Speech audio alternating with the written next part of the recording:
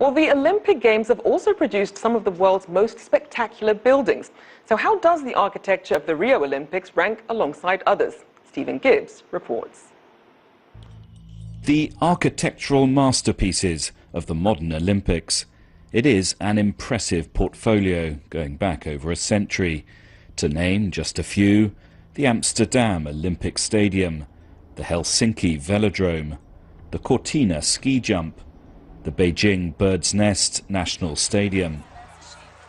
Rio's Olympic Park, designed by a British firm, had from the start less grand ambitions.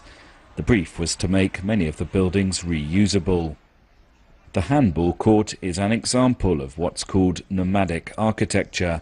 After the Games, it entirely dismantled and its materials used to help build 4 schools. One theme throughout the park is its curved forms, reminiscent of the architecture of Brasilia, Brazil's modernist capital, which was largely designed by the famed Oscar Niemeyer.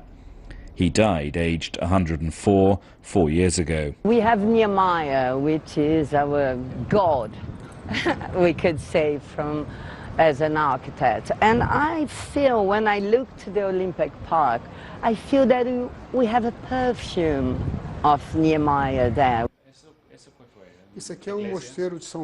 But Niemeyer's nephew, who's also an architect, is somewhat lukewarm about the design quality of the Olympic project. It doesn't need to be special, it's just a tennis court, he says of one building. But he does admire the 3 conjoined arenas where events such as the basketball and judo are taking place. I really liked these because, looking at the 3 buildings, they were very well proportioned and form a beautiful complex. So while there's some dispute about the overall architectural merit of this park, what everyone does seem to agree is that another part of the city has been transformed by the Olympics.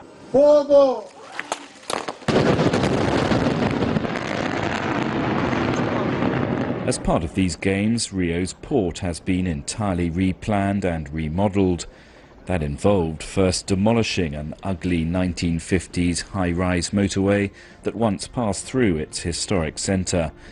In its place, there's now a brand new pedestrian boulevard, one of the social hubs of this Olympics. Now, even the Niterói Bridge is beautiful. Before, you couldn't see it.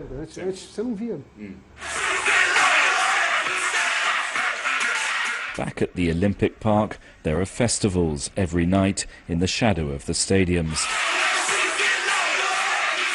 Unlike in previous Olympics, we know that much of this will be dismantled after the Games.